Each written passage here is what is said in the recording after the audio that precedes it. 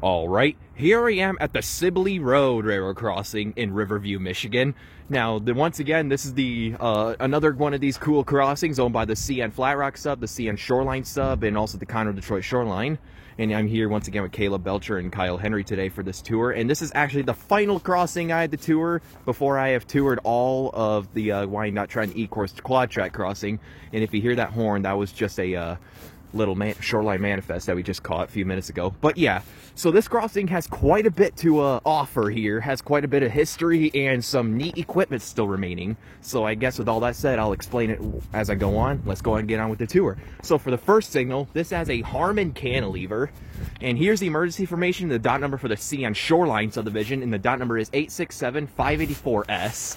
And yeah, pretty neat stuff to see here. There's like another sticker of some sort behind that dot tag and stop and red signal sign. But yeah, and for the gate mechanism, this has a SafeTran gate mechanism sitting on a Transport Products base. Now, I think a Transport Products gate mechanism used to be here at one point. But yeah, and this has some Rico LED gate lights and a wing guard on the mast. And for the mast lights, this has two pairs of SafeTran 12x24-inch dial-light LEDs sitting on a SafeTran light bracket. Harmon light bracket?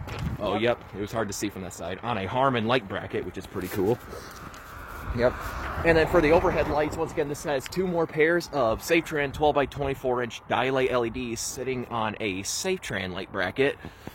And for the bell, which is the coolest part of this crossing, is a General Signals Type 1 electronic bell, which is original here to this crossing. Now, Owens32 did come down here and take pictures of this crossing and posted it on MikeRxR.com, but he sadly never got a video of it. Or maybe he did, but he never uploaded it. Yeah, which is kind of unfortunate. Oh, he probably did. I got to check that out sometime if he actually did, you know, upload. But yeah, and also before I go on, back up until 2020, all of the CN signals had 8-inch incandescent lights, like ranging from Harmon to SafeTran to GRS, WRS, but sadly they were all torn out and replaced. Well, the mast signals were, while the cantilever signals still remain, but got LED-ified. But yeah, moving on to the next signal, this is the Shoreline mast signal. This one has a Siemens base, and here's the emergency information, the dot number once again. And then for the lights, once again, has two more pairs of SafeTran 12x24-inch dial-light LEDs sitting on a SafeTran light bracket. And for a bell, this has a SafeTran Type 3 electronic bell. Now, from what I remember, I think this replaced a mechanical bell or another GS Type 1 in the past. It was a Type 1. Yeah, I figured. I just remembered what I seen on Google Maps. But yeah, pretty neat stuff here. I did catch this crossing in action just twice just now, and now I'm doing a tour on it for y'all. So yeah, moving on to the next set of signals, which are owned by Conrail. So for the next signal, this one has a SafeTran base. And here's the emergency information and the dot number for the Conroe Detroit Shoreline. And the dot number is 511311M.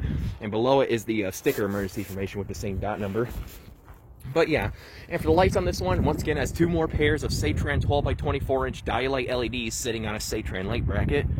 And for a bell, this has a General Signals Type 2 electronic bell. Possibly a Type 3. Or possibly Type 3. Yeah, there's at least one Type 3 here. Although we haven't heard the Conrail signals in action over here yet. But then again, these were a pre-2016 install, so there's a good chance that they're all Type 2s. Or maybe there's one Type 3 like King Road and Pennsylvania Road, which is a possibility. And speaking of like King Road and Pennsylvania Road, back up until 2013, this crossing on the cantilevers used to have a second crossbuck mounted right at the top. And it was like that for both sides, but sadly, once they put LEDs on these signals, they took them out. So, yeah. So, yeah, and moving on to the next signal, also owned by Conrail. This one has another SafeTran base. This one has no blue emergency information tag, but it has the white tag below it. And funnily enough, the signal and the stop and red signal sign is drawn on. Probably due to paint chipping. But, yeah. And for the lights, once again, has two more pairs of SafeTran 12x24-inch dial-light LEDs sitting on a SafeTran light bracket. And for the bell, this has another General Signals Type 2 electronic bell, or a GS Type 2. That one might be a Type 3, but we're not totally sure. But yeah, let's go ahead and go on to this next signal on the east side Conrail track, which is pretty much a similar story for the others. So for the next signal, this has another SafeTran base, and no blue tag included, but has the sticker emergency information right below the stop and red signal sign. And for the lights, this has two more pairs of SafeTran 12x24-inch dial-light LEDs on a SafeTran light bracket. And for a bell, once again, another General Signals Type 2 electronic bell. Pretty neat stuff here. Now, I don't know if this crossing in the past used to have those GRS Lexi plastic lights, but maybe it did. In the past, it had like Citran dialight LEDs that clamps. Now Bell Signals have mechanical bells, and it had E-bells for the North Bell signals. I quite figured so. And just to warn y'all, the crossing grade on this exact track is absolute in piss poor condition. Just like Vinewood on the Flat Rock side. But except that one's made of wood. But yeah. Garbo quality. So yeah, here we go, moving on to the last signal on the Conrail side. So this one has another Satran base. And here's the emergency information, the dot number once again with the blue tag included. And for the lights, once again, has two more pairs of Satran 12 by 24 inch dialight LEDs sitting on a Satran light bracket. And for the bell, has another General Signals Type 2 electronic bell. So yeah, pretty neat stuff over here. Or I would say, you know, at least on the Shoreline side. Now, let's go ahead and move on to the Flat Rock side, and this is where things start to get interesting. So yeah, here we go on the next signal. So for next signal, this has an L&W base, which those are pretty rare. And here's the emergency information, the dot number for the CN Flat Rock sub, and the dot number is 258104X. And there should be another dot tag. No, there isn't actually. This is the original signal mast, but they took off the old dot tag that used to be on it. But yeah, and then for the lights, this has, I believe, yep, two pairs of Satran 12 by 24 inch GE uniform LEDs, all sitting on a Satran light bracket. This probably had L&W lights in the past. Yeah, most likely L&W 8-inch lights in the past. And for the bell, once again, has another Satran Type 3 electronic bell. Maybe replacing a mechanical bell in the early 2010s, possibly. Or General Signals bell of some sort. Yeah, maybe like a Type 1, like on the Shoreline side. So yeah, let's wait for this guy to pass and move on to the final signal of this crossing, which is the Flat Rock gated cantilever. Honestly, this is... So yeah. Actually, I was going to say that in a second. Oh well. So yeah, for the next signal, which has political stickers on it. So yeah, so for this one, this has another Harman cantilever.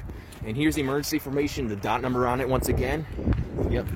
And then for the lights, for the mast lights, this has two more pairs of Satran 12 by 24 inch GE uniform LEDs sitting on a Satran light bracket. Once again, replacing 8-inch lights in the past. And then for the gate mechanism, this has a refurbished Satran gate mechanism sitting on a Siemens base, most likely replacing a whole nother gate mast in the past. But yeah, and this one also features some more Rico LED gate lights and a wing guard. And for the overhead lights, this has two more pairs of Satran 12 by 24 inch GE uniform LEDs sitting on a Satran light bracket, it looks like, judging from the clamps. And also, one thing worth mentioning, that the stop on red signal sign on this sign is in a different font. This is like the newer font that they offered in these signs. It's kind of cool. But yeah, and the bell, this is the interesting part. This signal has two bells on it. One of them only works. So the bell that's currently working is on the gate mast, which is a General Signals Type 2 electronic bell.